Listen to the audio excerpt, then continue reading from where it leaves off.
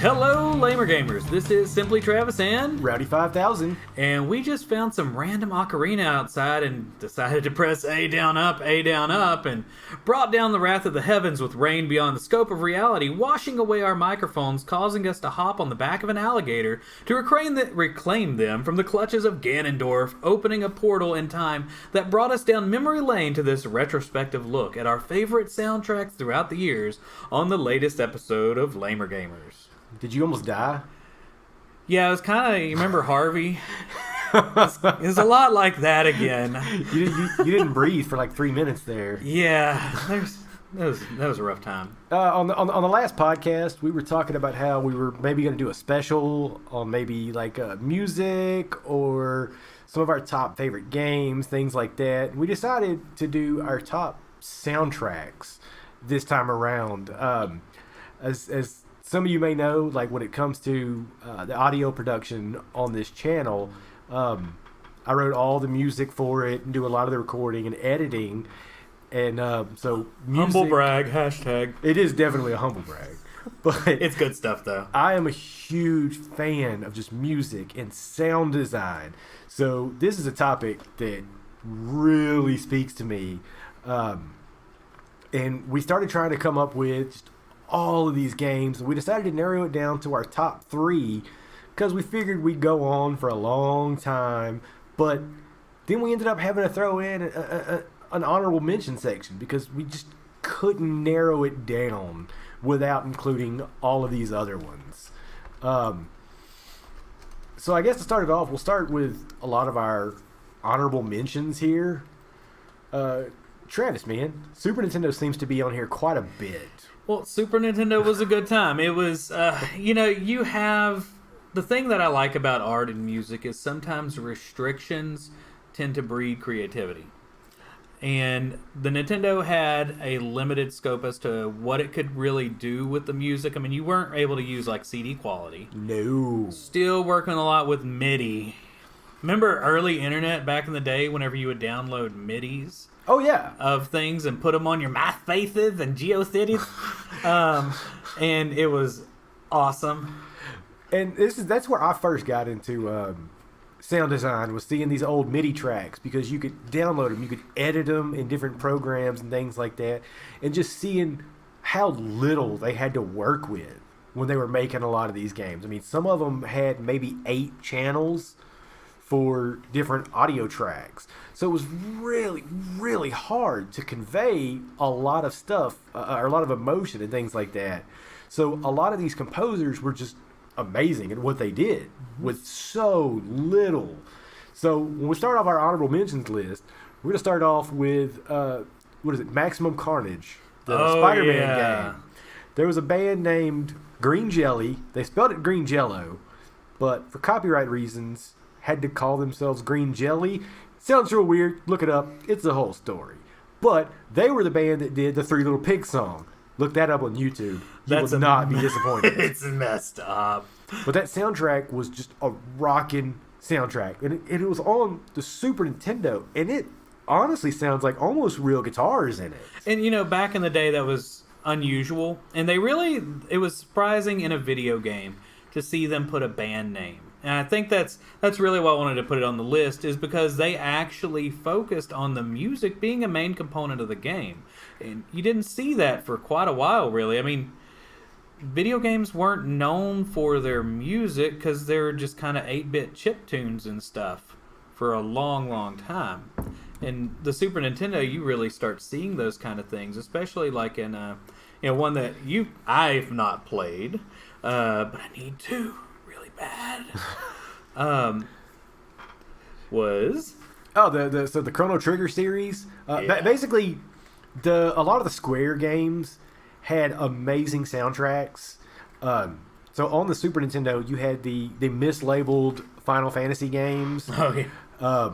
Was it like Final Fantasy 3 was really Final Fantasy 6? Or it's all weird. It's hard to follow. It takes a whole internet search to find everything. Yeah, they really are. Like Earthbound and Mother. Oh God! Don't get me started. Nobody can count. And you know who the worst at counting is, though?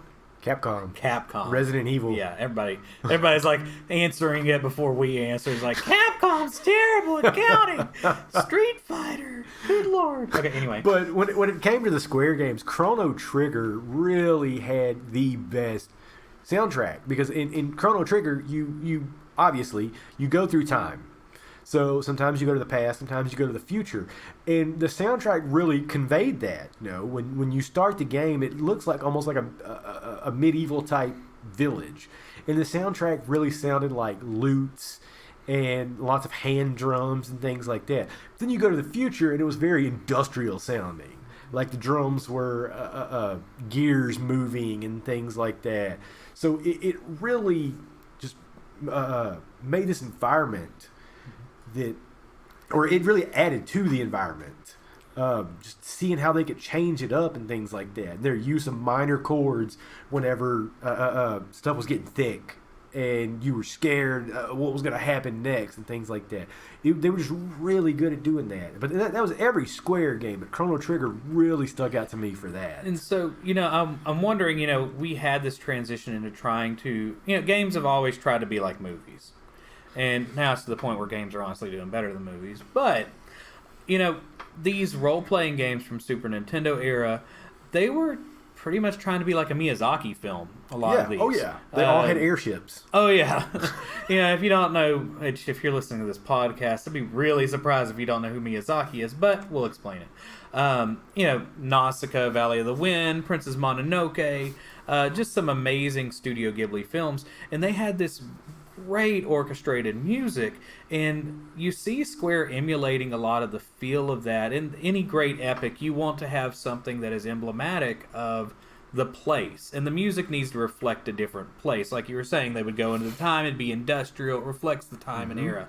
And that was actually capable, you were actually capable of doing that on the Super Nintendo, whereas the NES, the Atari, that's about all you're going to get. Pretty much.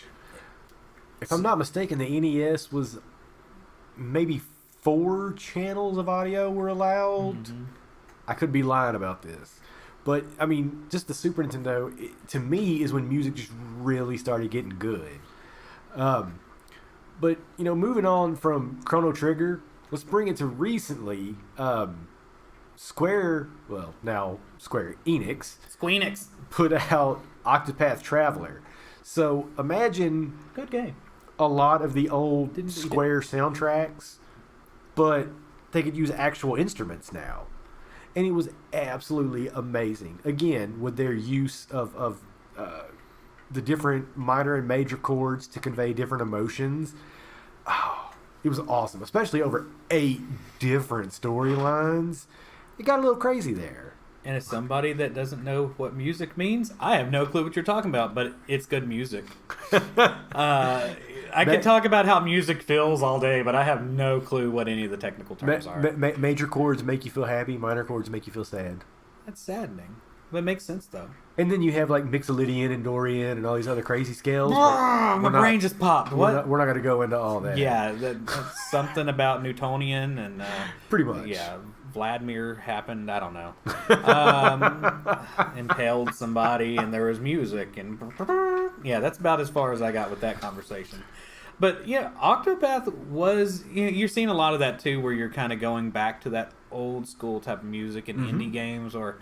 This is really indie-inspired games, which, in a sense, Octopath Traveler is weird in its own way because they're trying to harken back to like the old school days, but Square is like the old school days, like that kind of like a loop. This whole timeline thing's getting weird, man. Something. I guess I don't have a specific game to mention on this, but Sega got real weird with their music around the Genesis timeline. I don't know the specifics of, their MIDIs or whatever they used at the time, but you could always tell the difference between a Super Nintendo and a Sega game by the way the music sounded. I think they were trying to do a lot of like... Yeah, whenever I think of Sega music, I'm thinking early '90s, like acid wash jeans and kind of like a weird punk aesthetic to a lot of things. Well, like when you play like what was it, a Comic Like Zone? grunge, you know? Comic Zone had a really grungy soundtrack. Yeah. But like talking about like the instruments they used almost sounded like they had a metallic feel to them. Like no matter what instrument it was. Yeah. I don't know. I guess it just might have been the. It always had like some sort of weird distortion built into their system, like they faked it. Oh yeah. Oh, and the compression was terrible. There's a couple of NES games where they actually have compressed voices. Oh, they're awful. I think it was called Immortal. Was this RPG, and it was like it was where you walk down the hallway kind of thing, and it was the old school frame. dungeon crawler type thing. Oh yeah, it was tough as nails. I don't know how I played half the games I did as a kid because today I would just walk away. Oh. But I remember you get like stabbed by an orc or goblin or whatever, and it's all like it's just god awful sounding. Like somebody's like when an imp dies in the original Doom. Like a digital turkey's being snuffed out. Oh crap! Oh man, so we made it through. Let's see those Square games. But you know, we had also in those era. You know, you look at. You know, I really think the Mario Kart games from Super Nintendo was having pretty good music at that time too. What's crazy is you listen to a lot of the Mario Kart stuff from SNES compared to like Mario Kart 8 Deluxe now, and a lot of it sounds the same, just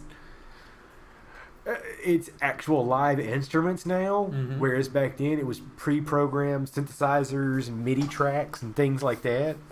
It's crazy just how similar they sound. I actually watched a video recently about the Rainbow Road songs, talking about, you know, starting with Super Nintendo all the way up into Switch, and how throughout the years all of the Rainbow Road themes have taken aspects from the original one. Oh yeah. So you could hear a lot of the same stuff in it.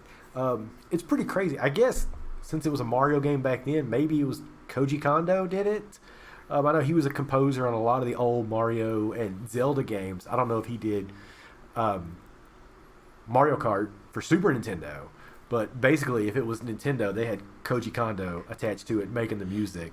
So it's all just taken from what he did and just built on it. And you can actually find a ton of videos on the orchestras and everything they put together for the soundtracks for Mario Kart, and just watching the ones about Mario Kart 8 and just seeing all the different instruments. I mean, it is just phenomenal the way they produced all of the soundtrack for that one. Yeah, I know Mario Kart 8, I mean, they'd get full orchestras and they'd get different teams to do different songs from different places. Oh, yeah. It wasn't just one orchestra. I mean, they used all kinds of different people. They used like a different jazz setups and things like that for some of the tracks.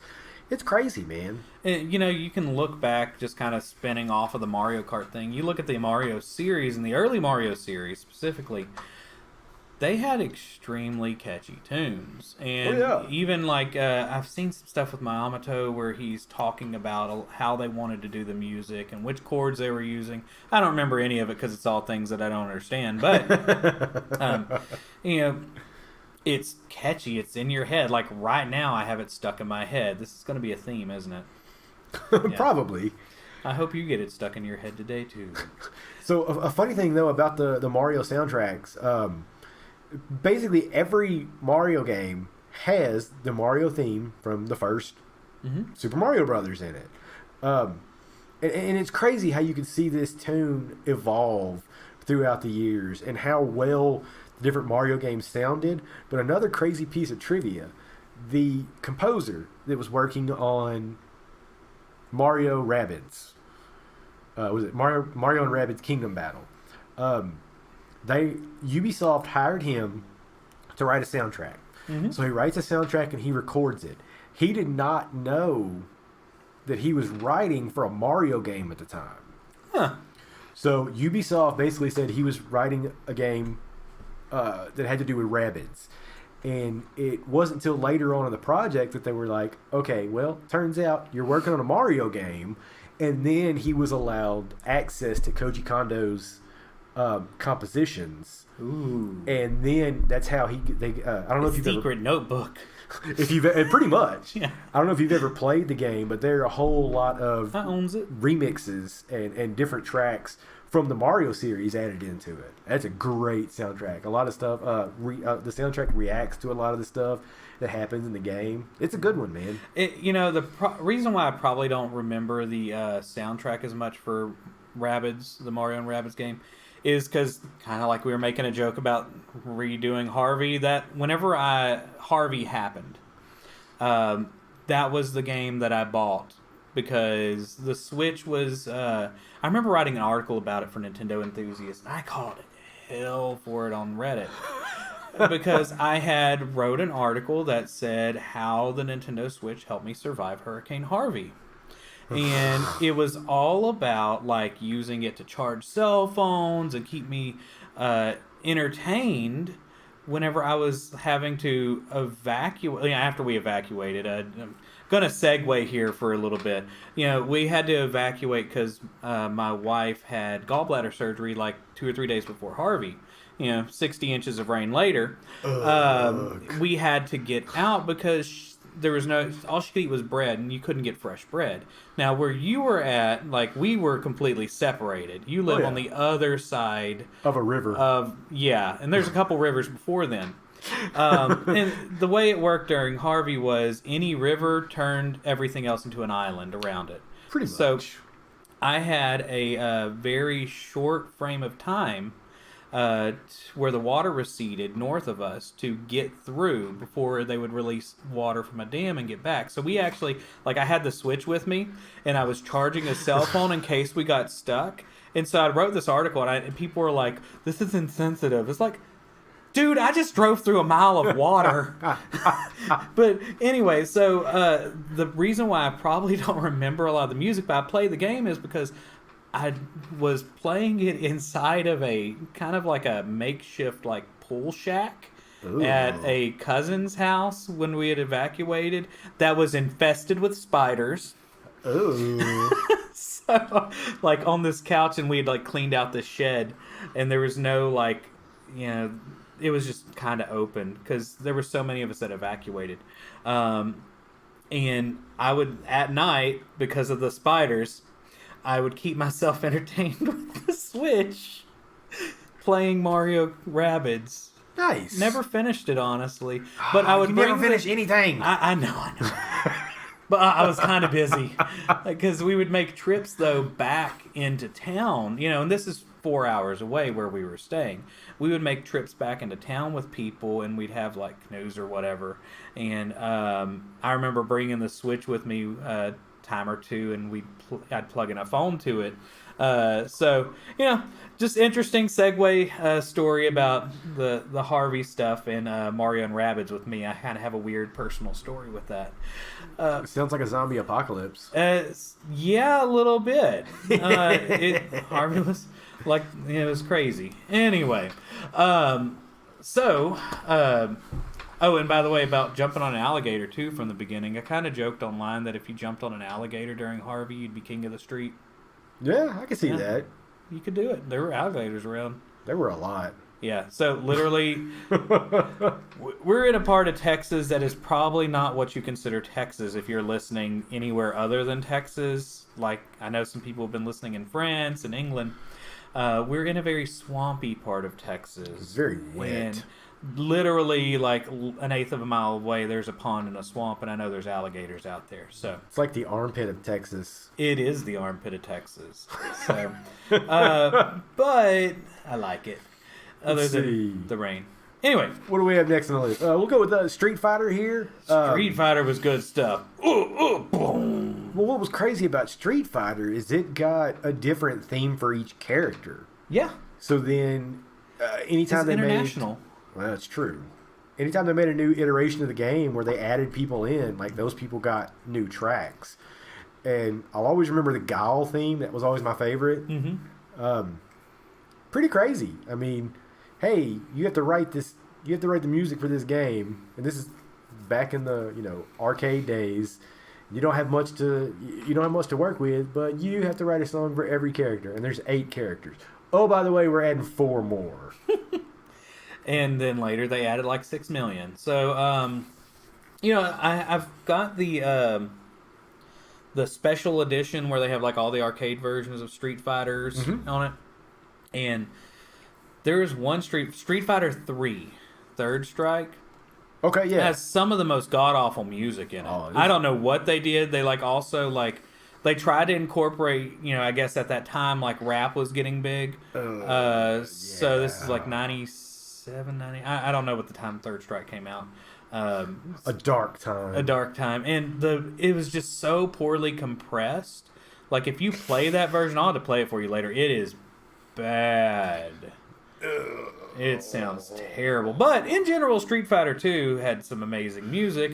We just were going to ignore that one. Yeah, ignore Third Strike. We can ignore that one. They did kind of redeem themselves with 4, except for that ridiculous theme at the beginning. I still need to get back into those. I have them on PC. You don't. I don't. 5 is a cash grab. I know 5 was a cash grab. I have 4 Ultimate. I played that quite a bit. I mean, Blanca was a DLC character in 5. That just ain't right. Man, get out of here with that trash. Blanca's DLC. Really? I guess next on our honorable mention list would basically be the Xenoblade series.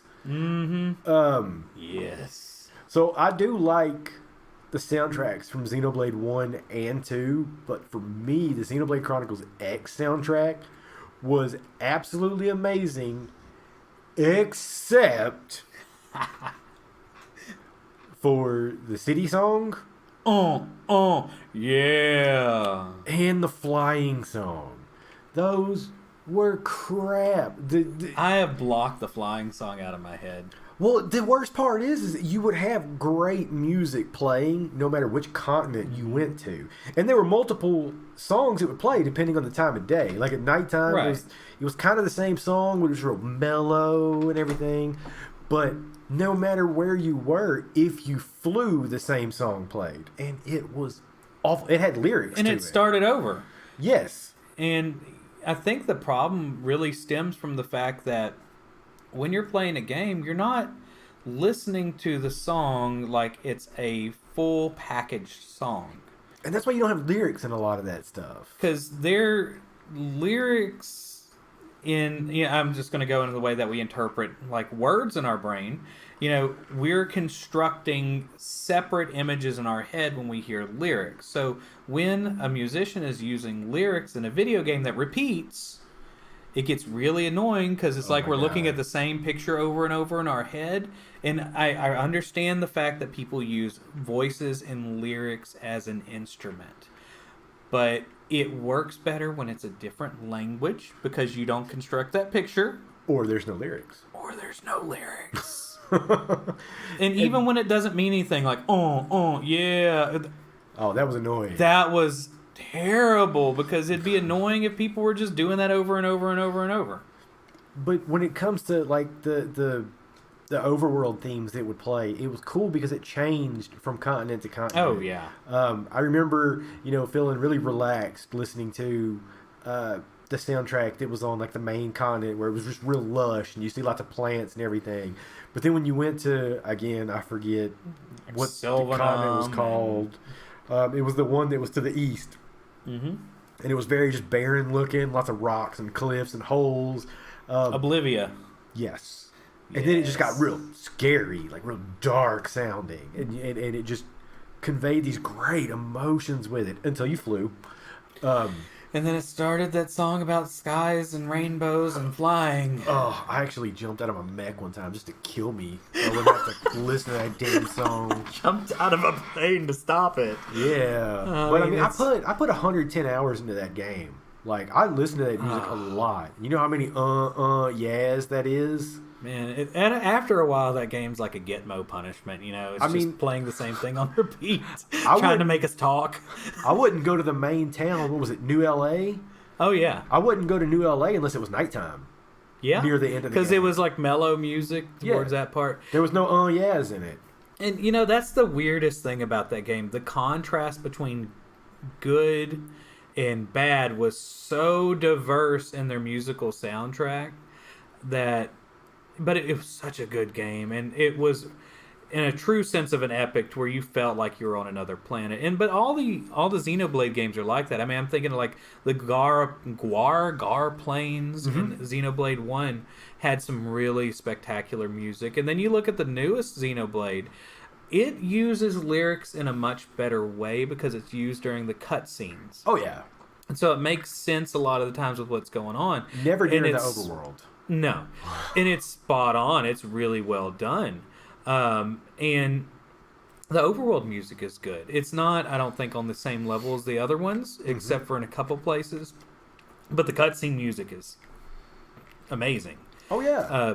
Sometimes the words get a little too loud and they drown out the speaking, but still worth it in my opinion.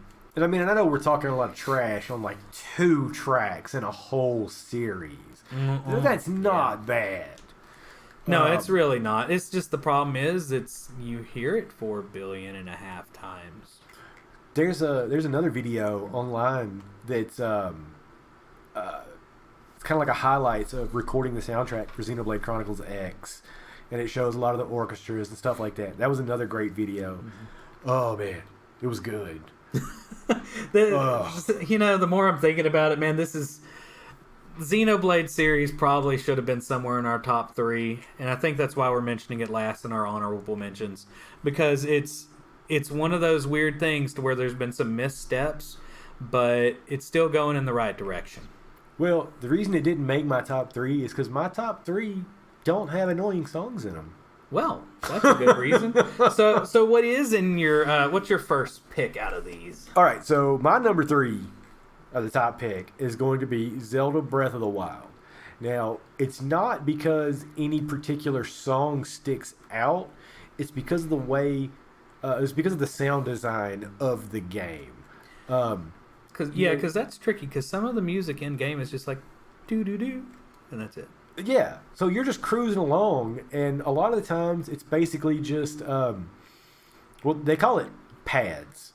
To where it's just like little synthesizer instruments. It's just playing stuff in the background. Like strings. A lot of times it can be strings, and a lot of times it's just chords that are playing in the background. It's not supposed to be anything too jarring. You don't even notice them half the time. But then one of the Guardians would come out, and oh man, the music would go from nice, happy music to this scary music, but it wouldn't be super jarring moving from one to another. Whereas some games would literally stop that track and then move to the next track. It moved flawlessly from one to the next. And, music would change with the weather, or when you're walking into town, when you jumped on a horse, when you ran into enemies. It transitioned flawlessly. It's essentially punctuating what's going on in the game. And, it's kind of funny, just kind of a side story. I have that as my ringtone, the Guardian theme. Yeah, it scared me the first time I heard it. And I teach. So every time that comes on in class, like whenever somebody's calling me and they can't get my phone in my classroom, the kids just look around like something bad's about to happen. Look, because something bad did happen in that game when you heard that song. You knew you were going to die at the beginning for sure. It's like, oh crap. The Guardians were really scary in that game. Like, I don't think there's really another monster in a Zelda game that brought so much fear, except for maybe like the in Ocarina of Time. Like there were these weird toothy guys that were, where the hands would drop down on you. It was like one of the scary levels. Yeah, there was some just really creepy. Yeah, there were some really creepy characters that were scary in there. But honestly, the Guardians, I still think topped that because it was just like, you're gonna die. Yeah. So it was nuts. It was crazy. Well, that kind of leads me into my number 3. And what would that be? Ocarina of Time. I'm just glad you're calling it Ocarina of Time and not Ocarina. Ocarina? Who calls it Ocarina? I want to punch those people in the face. Zelda Oot. That's how I see it online. Oot. So the reason why I put Ocarina of Time on there is because music is a central key to how you play the game. As we were referencing at the beginning, A Down Up was the Song of Storm. So there's all these different songs that you play on an ocarina, and it really you hear the song, it plays into the background, it transitions into the music, and it's the beginning of whenever they were really trying to do what they did in Breath of the Wild, where they were trying to change the music based on the scene, which was really unheard of at that time. Like Nintendo 64 managed to pull it off, but on a cartridge that was really tough to do, especially. Yes. And I remember that reading articles about that back in like Game Informer and all that stuff, magazines, those things that were paper and shiny that used to exist. So they had some amazing music. It was incorporated into the game, and it was just good. I mean, I have some of these songs like constantly stuck in my head, and they're Zelda songs. And also the sound effects in the game, the hey, listen, stuff like that kind of thing. It had great sound design. Yeah. We'd never seen a game like that prior to this. No. And another thing I want to point out about it from a music nerd standpoint, all the different teleport songs. How there was the Minuet of the Forest, the Bolero of Fire. If you actually look it up, those are actually minuets. They're actually, these are different styles of music. So if you look up the Bolero of Fire, you can actually look up different Bolero type songs. And they all sound like that. So they weren't just naming them something like that because it sounded like. Koji Kondo actually did write these songs in those different styles. So you would have the bolero. I want to say is a Spanish style. It's very almost salsa-esque, but it's an orchestra. That would be like Goron areas, right? Yes, like Death Mountain. Call it. Yes. It's like Spanish music. Which one sounds Spanish? And then, minuets, like they're really pretty sounding ballad type stuff. So you had the Minuet of the Forest that would transport you there. And it really is in a minuet style. And you just haven't really heard of that beforehand. Koji Kondo, he's just, God, he's brilliant. That dude doesn't ever have to write another song, and he's going to get royalties off of everybody else's junk. They copy everything he does from game to game. Well, it's amazing. It's so good that they actually have an orchestra that's gone around the world for Zelda music. I really wanted to go to that. I had somebody who offered me a ticket, but I couldn't make it out to Austin. Because, once again, if you have no clue where we are in Texas, that's 6 hours away from where we live. Yeah, people forget that, from one tip of Texas to the other is over 800 miles. Yeah. I remember where I work at, I have schools all over Texas, and I remember one of our ex-principals moved out to El Paso, and it was just kind of funny because he went from one end of Texas to the other in a year, and that's 800-something miles. Oh, yeah. That's crazy. Anyway, so a lot of Texas on this show.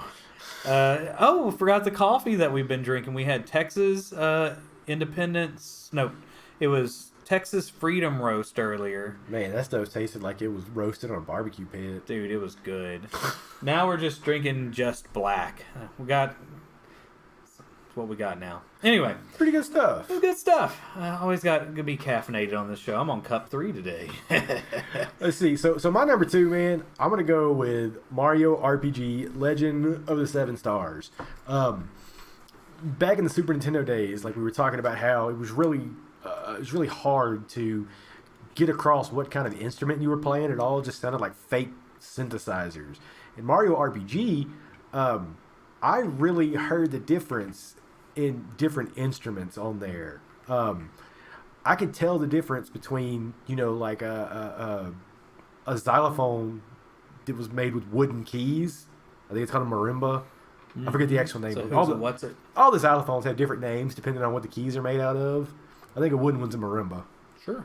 But, you can start to tell the difference between a lot of these instruments. And again, this is also, we were talking about Chrono Trigger and the Square games. This was a Square game. So this was the Square composers. And then they actually got to use some of the Mario songs. They got to get the Koji Kondo master files, man. But like I'll never forget listening to how happy it was and everything, and then you run to the castle where you fight Bowser for the first time in that game, and then when you get in the castle, I mean, it was like the old school castle themes from the Mario games, but now that you've got more instruments you could add to it, the chords were just bigger and more full sounding, and it was just more awesome to hear compared to the old castle themes. And then again, I mean, just all over the map, different themes. There's one part where I don't know if you remember this, but you go into the woods and there's that crocodile that you're trying to chase who's got the top hat on and he's always stealing junk. Yeah. It's funny because it's like real happy sounding, and then you get to a darker part of the forest and then it gets a little darker sounding, gets a little scurry. And hell, there was even a part of the game where I don't know if you remember this either. You have like a little lake, and to beat this part of the game, you actually had to take these tadpoles and put them in a musical scale. So you to get Mario from one side of the river to the other, you had to jump on the tadpoles in the right order on the music scale. Wasn't there like a music maker for the Super Nintendo too? I know we had Mario Paint, but no, it was on Mario Paint. Okay, that's what I'm thinking. That was crazy, man. You could still see YouTube videos of people doing ridiculous songs in that. The worst one I ever saw, somebody did a Nickelback song. Oh, gosh. It was awful, dude. That does sound awful. Like, Nickelback on its own is bad enough. I cried. Did you cry at the bottom of a bottle or something? Isn't that one of the lyrics? I don't know. I'm trying to make a joke and it just fell flat. Sounds it died. like a damn Nickelback song. But yeah, man, got married to Avril Lavigne and just... Oh. Hey, speaking of, you know that Avril Lavigne song called Hello Kitty? Uh-huh. God, you know that was written by the lead singer of Nickelback, right? Yeah, think about that one for a little while. No, I don't. That song got pulled off of YouTube for being racist. YouTube puts everything up. Well, not nowadays. But... I don't think YouTube pulled it down. I think they pulled it down just because there was such an uproar from the fans. I would just be embarrassed. Like, I would not want that to define who I am. Oh, it was an awful song. Yeah, that was a bad time. But yeah, so the Mario RPG soundtrack, I mean, it was just amazing for what they were doing at the time. Do you think Mario RPG games, the Paper Mario games, lived up to the music in that? Because I can't remember much music from Mario RPG. I don't think it didn't. It didn't hit me as much as Mario RPG did. Mm-hmm. They were still good, but they were a different style. Yeah, like because when you add the paper into it, it kind of started with how like that Yoshi series started going with like toy sounding instruments almost. With the Paper Mario series, they kind of went with easier instruments to play or instruments that weren't as in depth as you would hear on Mario RPG, just because they were trying to stylize it to make it, a paper game. I'm going to segue off this second before I get to mine. Okay. Because the latest Yoshi game has some of the most boring music I've ever heard in a video game. Let me tell you, this game, they wrote one song for this game, and they played it over and over again in every style they could think of. And it's so lazy. It sounds like they were bored doing it after a while. And, we kind of talked about Xenoblade replaying something over and over, but at least they didn't do the same in 20 different styles. That's true. Where it's like, oh, there's the underwater style. Oh, here's the jungle style. It's like a bad, late high school musical project that some torturous person made them do. It's like, here are the notes. Now design this in 20 different colors or styles. I don't know what the technical term would be for that. I was thinking color of music, how that's a thing. It's just different styles of music. Yeah, whatever. So it was bad, though. It was so bad. And I think that was I did buy Yoshi for my wife. And it works for her purposes because she wanted to watch me play it. She only wants to play it to save the poochies. She does only want to play it to save the poochies, and that things are cute. And I think it caused a problem because she saw all these craft things, and now we have a paper mache Dobby over there. Oh, I thought y'all were making that for school. She is making it for school. Oh, okay, but okay. My wife's what I lovingly call the hobo lair is where she starts designing things, and it's just grown. We both teach art for a living, and I don't bring my projects home, but she does. So anyway, What's your number 2, Travis? oh yeah, let's get into that one. My number 2 is amazing. Mario freaking Odyssey. They should add that into the name. Freaking is a subtext. It's a good choice. Odyssey. Whenever I heard them release Jump Up Superstar, and it was fully orchestrated, it had actual voices in it. There was singing, there was song writing. It was just spectacular. Nintendo has kind of they've always wanted to make kind of Disney-esque games. Yeah. I can see that. And at this point, I feel like they've gone beyond. I think that Disney can't recreate this stuff, and I almost feel like it's like a punch in the face to Disney because right now they're eating up all the companies in the world and trying to put their Disney spin on them, and they can't do it to Nintendo. And they won't. They can't buy them. I mean, they wouldn't be able to have the money.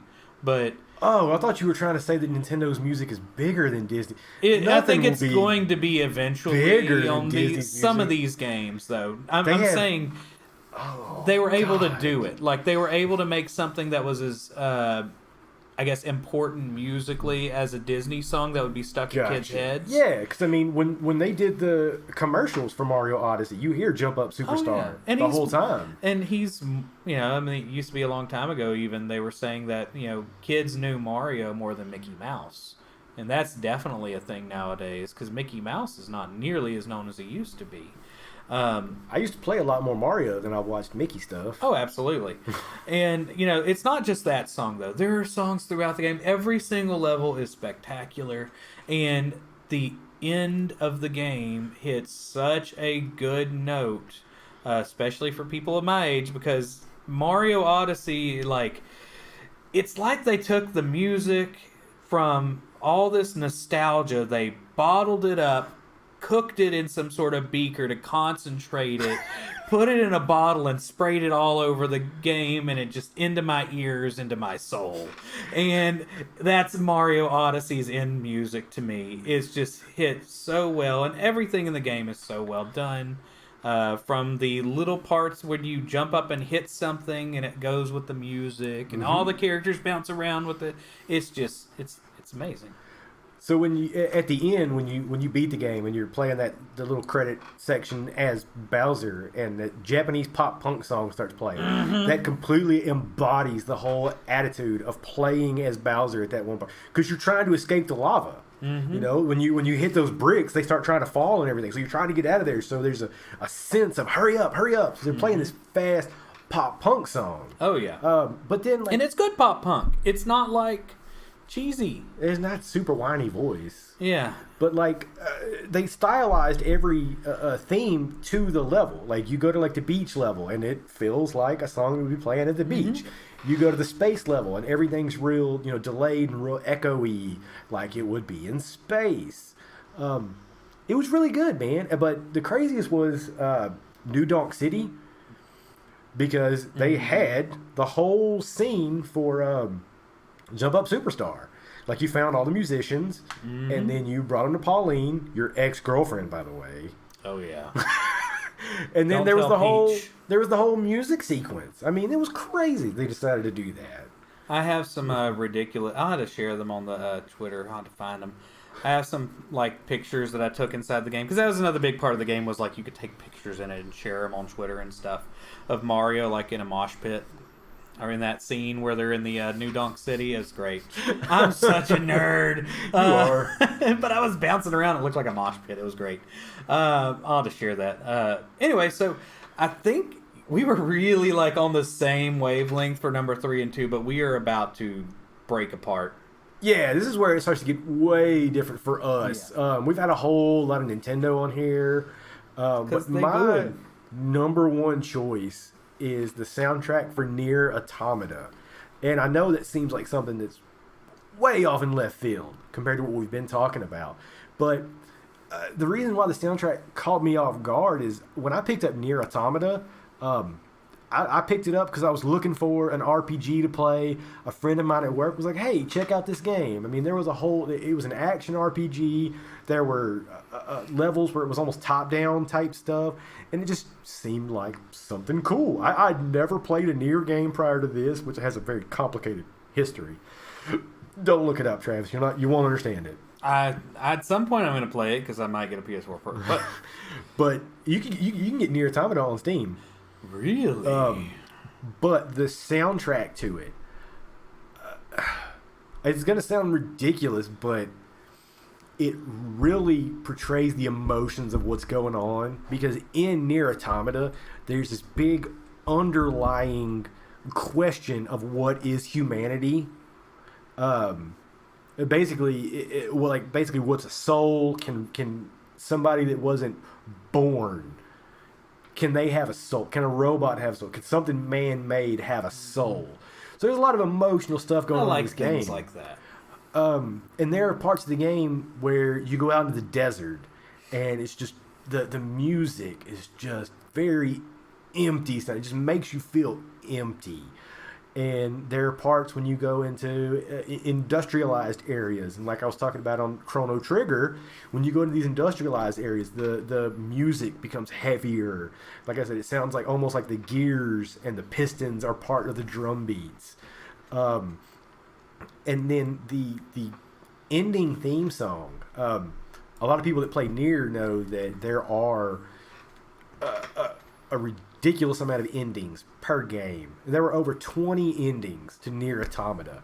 There weren't that many like main endings because you could play it with like multiple characters and beat it and get a different ending for each one.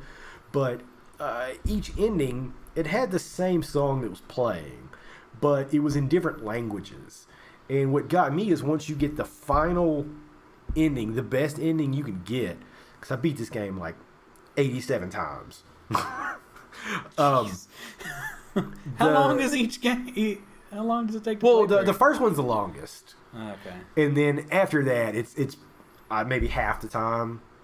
But once I got the main ending, the theme played in 3 different languages.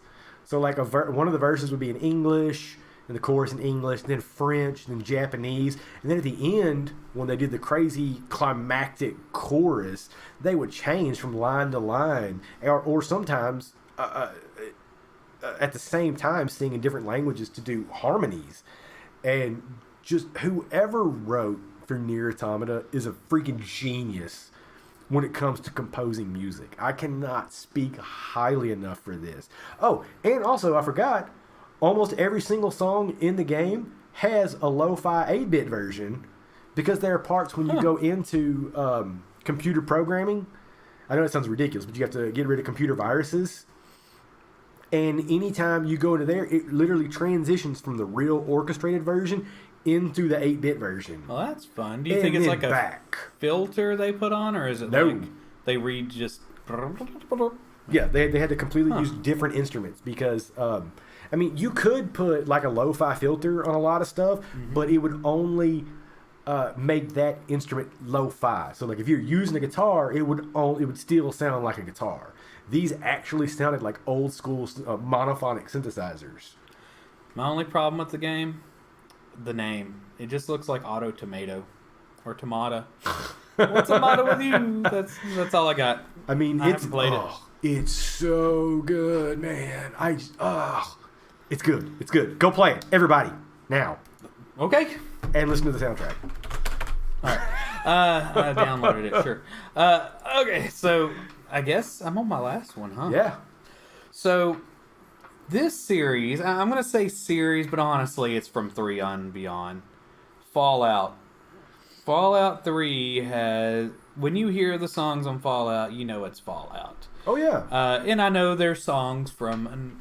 time past, 40s, 30s, 50s era music, but it sets the stage for the game, and it's not just the music. It's also what's going on in the background. The music does change. It's kind of this barren wasteland, and it makes you feel like time was frozen from when the end happened, and you're living in a post-apocalyptic world. Uh, it's just good music too. Like I've heard the same song, and some of it's really weird. Like some of the stuff that they choose on there, Butcher Pete is messed up. That's my favorite one. Yeah. It's like this old school jazz song, but he talks about hacking women up. Like, Yeah. what the hell, man? Yeah, it's just, and you know, it kind of makes sense that there might be like only a couple of records around, and they're just playing them over and over on the radio station because that's all they had, and it makes sense. I do kind of wish though, like in some of the newer ones, they would incorporate like new soundtracks. Well, that has a lot to do with music licensing and stuff these days. Yeah. It's super annoying because back in the day, you could just put songs on a game and they were on there forever, no matter Yeah. what. But now you have all these music licensing deals, which don't get me wrong, it's good for the musicians and it's good to actually pay these people who made these tracks. But it sucks when you're trying to go back for nostalgic reasons and you've updated the game and now Right. certain songs aren't in it. Yeah, and then that's the thing, you re-release it 15 times nowadays. But on you know, different going systems. from Fallout 3 to Fallout 4, a lot of the same songs were in it, and I didn't mind that. No. When- And I really don't, but at the same time, it kind of bugged me because I felt like I was playing Fallout 3 again. Yeah, but there were songs like I changed the radio station. oh Christ, what was that one in 4 that was the radioactive, the Fallout song or whatever? I have no clue. Man, I forget. I thought it was like it's an old like almost rockabilly-esque sounding song, and I thought that it was made for Fallout 4 because of the topic. Oh, in okay, it. gotcha. No, I know what you're talking about, though. It's like the guy that's like... We'll have to look that up. Talking about like orange skies because of the Yeah. flash, bam, alakazam, yeah. out of an orange colored sky. Like I Awesome. thought that song was made for Fallout Yeah. because of the topic, but it's not. But no, it's spot on. And I remember... I'm going to have to look that one up and post about it because we're going to talk about it a little bit. I remember reading something about it, how it was this guy releasing an album that was kind of like a Weird Al Yankovic kind of person. Like it was made to be kind of funny and not realistic. it And was cheesy and ridiculous. It just fit into the game so well. But yeah, really the Fallout series, I think, hits a note with its... And whenever you hear those songs, because, again... I play old music in class sometimes, and some kids will be like, "Oh, that's Fallout music," and it's like, actually, kids, this came from a long, long time ago, before both of us were born and our grandparents, possibly. So, yeah, good series. I don't have a whole lot to say about it because it's just like, it's got good old music, but it just the whole feel of the game and the fact that the sound is related, like. To like, if you have a good 3D surround headset on, or if you're playing in surround sound, all the sounds can be heard from certain distances. You don't know what's really over that hill, or what bloat fly is going to come wreck you because you can't shoot them because they're tiny. I mean, it had great sound design for Yeah. a game of that time frame. Oh yeah, absolutely. And I think that's why I really liked it, because it was beyond what I think was capable at the time. Another thing I want to point out about this series, Einon Zur, I think it's how you pronounce his name. He's the composer for the original music since Fallout 3. And his opening theme songs, they're absolutely amazing. Whenever you start up a Fallout game, except for Fallout 76, that turd of a game. Do they use the same music in that game? I haven't No. played it. No. I know they did that Country Roads Take Us Home. Yeah, but everybody's redone Country Roads.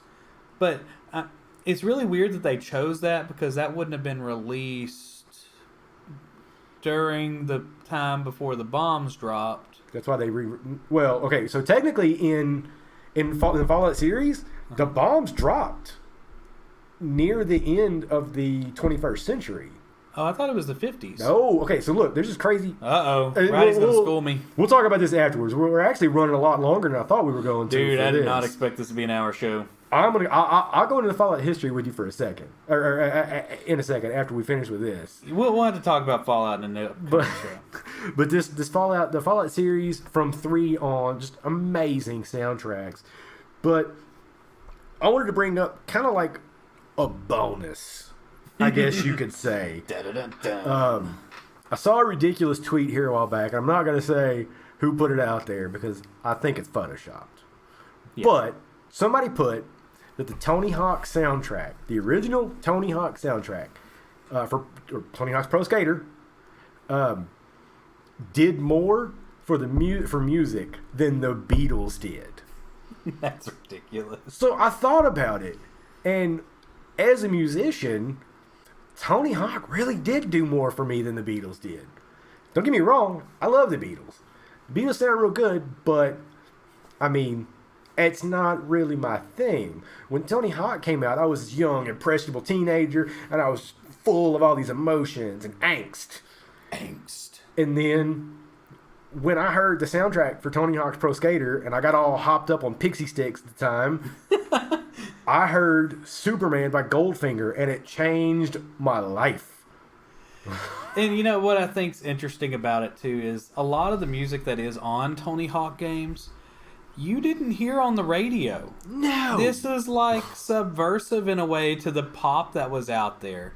And even like the stuff that was edgier, like, you know, your grunge and all that stuff, was still pretty mainstream. This was not. This was new. And you got to hear a pretty wide range. It wasn't just like a one-tone, monotone thing. There's all sorts of, I used a fancy word, there wasn't that kind of feel to it. It was from all sorts of genres that were this alternative, punky kind of thing.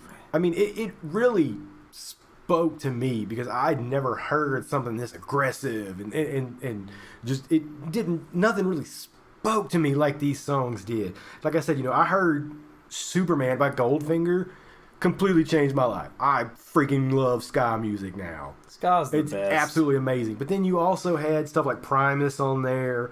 Some of the other big bands, you had Vandals that were on the first one. But the two that really stuck out to me were Psycho Vision by Suicidal Tendencies, one of the greatest 80s thrash punk bands. I mean, they were almost like, to me, a continuation of Motorhead. Because Motorhead was the band that was okay for the punk rockers and the metalheads to both listen to. Suicidal Tendencies carried that on because they were just this thrash punk metal band. I mean, when you had like bands like Metallica and Slayer and Megadeth and Anthrax that were the big four of 80s thrash metal, Suicidal Tendencies came along and they could do the thrash metal, but then they could turn right around and do the punk stuff. And it sounded so amazing. When I think of Tony Hawk, I've mostly played 3. Mm-hmm. That was the one I played a lot of, and every time I think of Tony Hawk, I think of Ace of Spades. It was Motorhead. Man. I mean, yeah, exactly. I think of that one and the Zebrahead song that was on there. Oh, yeah. I forgot. Man, the Adolescents were on there. Shit. I mean, crap. Good. There's lots of good things. But the first one had Police Truck by the Dead Kennedys. I mean, I had never heard a song about, you know, going downtown and beating up drunks before. Oh, I mean, Dead Kennedys. Oh, it was awesome. I loved it.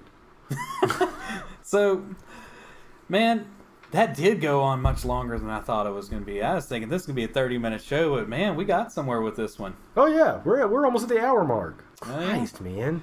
So, actually, we probably are because I started the clock too late. Oh. Right after the intro. Well, yeah.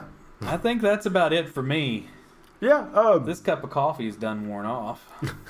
If this was our first, I guess, special episode, if you guys think of any other specials that you'd like us to put on, you'd like us to talk about, put it on the Twitter. We'll do our research, and we'll put some stuff out. We're going to call this a side quest. Snap. Oh, snap. Side quest. Lamer Gamer Side Quest 1. All right, guys. Thank you for listening. Again, you can find us on the Twitters. The Twitters. Transistor FM. Facebook. Minds.com. I almost said MySpace. We should do that just for I'm not for getting the on giggles. MySpace. The poops and giggles. Oh, God. Yeah. I might do it just for fun at this point. I'll get a GeoCities account for us. Eesh. And then we'll get Zanga and LiveJournal. No, I'm out. And somebody's like, oh my gosh, what are they talking about? And then somebody's like, I know exactly what they're talking about. Oh gosh, I hope that's all deleted somewhere. Nope, it's still out there, ladies and It's gentlemen. still actually, I think they lost like all of Zanga a while back. But anyway, all your live journals are still there. yeah, You should go read them. Oh, mine were so bad. Anyway, thank y'all for listening and have a good one. We'll see you guys next time.